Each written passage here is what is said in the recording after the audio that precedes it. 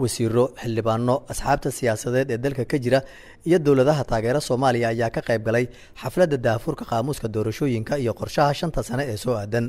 waxaa si qoto dheer looga hadlay suurtagalnimada sidii sanadda 2020 dalka ay uga qabsoomi lahayd doorasho qof iyo cod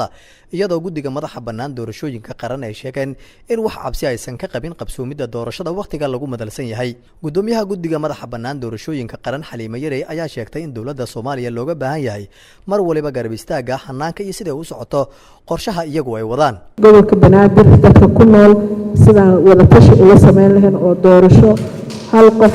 hal cod oo xaq ah aan u gudbi lahayn in aan wada tashiga sameeyno gudoomiyaha gobolka uu nala fadhiyaa siyaasiyiintii way nala fadhidaa dawladdiina way naga dambaysaa inteena soo dhan annagu waxaan rabaa xal inaan u helno doorashada 2017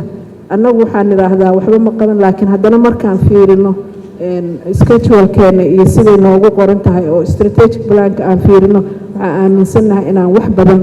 aan qabanno oo maanta meel fiican aan soo gaarsiinay waxaan rabnaa 2018 inaysan maalin naga dhumin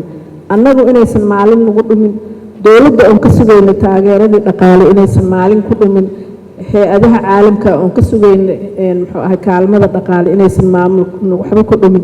xisbiyada iyo siyaasiyiinta ayagana naftooda inay isu soo diyaariyaan siday doorashadaas oo uga qayb gali lahayn haddaysan ayagu isu soo diyaarin doorasho ma jirayso wasiirka qorsheynta xukuumadda Soomaaliya Jamaal Maxamed Xasan ayaa sheegay in ay dabageli doonaan shaqooyinka ay wadaan guddiga doorashooyinka isagoo sheegay in dhankooda ay ka caawin doonaan wax waliba oo ay kari karaan gudoomiye doorashadu markay dhacayso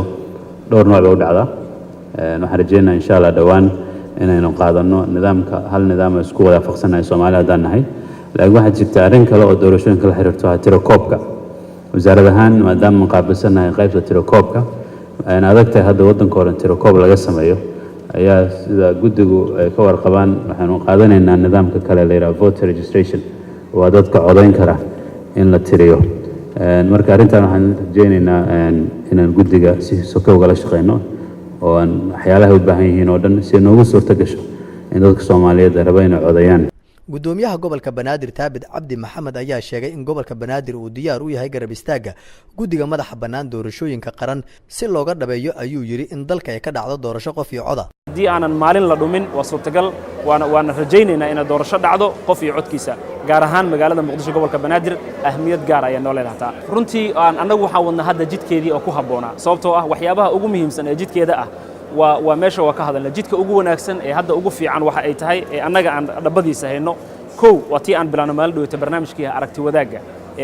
ama aragtida muqdishaawiga ee ahaa qof walba in la dhageysto taa ayaan insha Allah reportkeeda dhawaan soo bandhigi doonaa oo ay dadka kaga hadleen rabitaankooda ku aadan hanaanka arrimaha siyaasadda taa ayaana kaga hadli doonaa insha Allah ta'ala report oo ummadda dhan wada gaari doona haddii Ilaahay gaarsiiyo haddii ay suuro gasho in sanadda 2020 dalka ay ka dhacdo doorasho qof iyo cod waxaa jira dad badan oo Soomaaliyeed oo hanqal taagaya sida doorashadaani ay u dhici karto haddii ay suuro gashana dalka wuxuu noqonayaa mid tilaabo horumar la qaada maxamed cabdi xasan goobjoog muqdisho